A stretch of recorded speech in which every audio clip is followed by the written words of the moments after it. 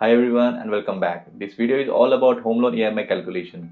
काफ़ी सारे financial influencer जो है आपको ईएमआई की वैल्यू कैसे रिड्यूस करें इसके बारे में काफ़ी इन्फॉर्मेशन देते हैं, बट उसके पीछे का जो मैथ्स है वो कभी एक्सप्लेन नहीं करते। तो इस वीडियो में हम यही समझेंगे जो ईएमआई है, ईएमआई के पीछे का जो मैथ्स है वो कैसे चलता है।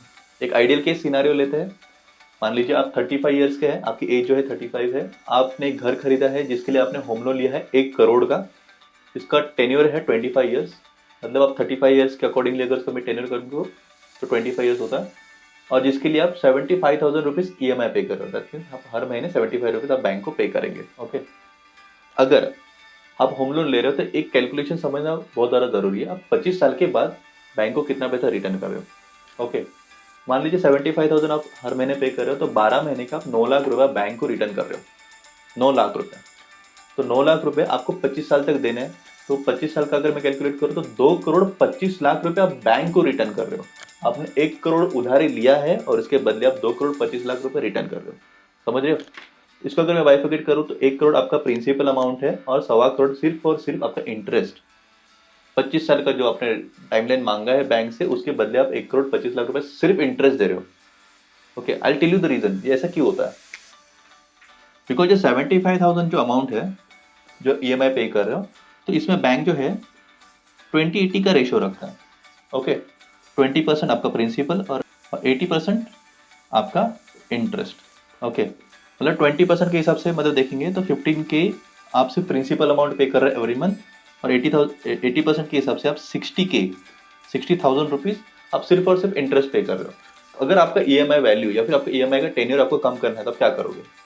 जैसे हम लोगों ने प्रीवियस कैलकुलेशन में देखा ईएमआई कैसे कैलकुलेट करता है बैंक, अभी इस कैलकुलेशन में हम समझते हैं हम ईएमआई की वैल्यू कैसे कम कर सकते हैं या फिर हम टेन्योर कैसे कम कर सकते हैं।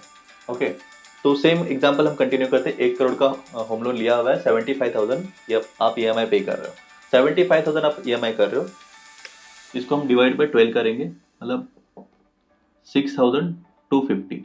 ओके, तो आपको 6,250 का एक एडिशनल इन्वेस्टमेंट कर रहा है। 75,000 रुपीज का अगर आप ईएमआई पे करो, दैट मीन्स आप 6,250 का एक एडिशनल इन्वेस्टमेंट भी कर सकते हैं, विच इज बेरेबल।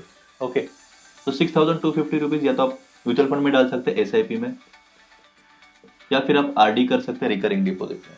तो at the end of the year आपके पास यहाँ से एक एडिशनल 75,000 रुपीज जमा हो रहा है। ओके, 75,000 रुपीज से ज्यादा ही होगा बिकॉज कहीं ना कहीं आपको रिटर्न भी मिल रहा है वहाँ पे 1 साल का।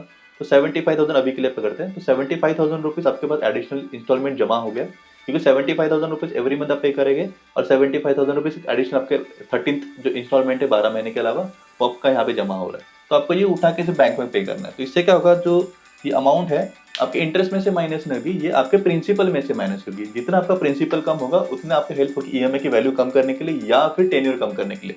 तो जैसे मैंने बोला था लास्ट कैलकुलेशन में, आप या तो वैल्यू कम कर सकते हो या तो फिर आप टेन्योर कम कर सकते हो। एज ए कंसल्टेंट मैं आपको यही चीज सजेस्ट करूंगा, आप अपनी ईएमआई की वैल्यू कम मत करो, आप अपना टेन्योर कम करो।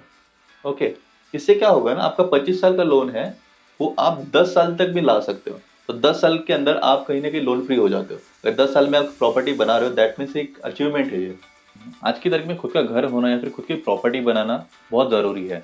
बहुत सारे जो लोग हैं वो खुद का घर बनाना तो चाहते हैं लेकिन एक डिसीजन नहीं ले पाते, और उनकी ना डिसीजन लेने का मेन रीज़न है होम लोन। होम लोन का जो ईएमआई है वो उनको नहीं समझ आता, उनका जो कैलकुलेशन उनको नहीं समझ में आता। आई होप इस वीडियो से आपको कैलकुलेशन समझने में थोड़ी हेल्प हुई होगी। तो ऐसे ही इन्फॉर्मेटिव वीडियोस के लिए मुझे फॉलो करें and stay tuned for more videos.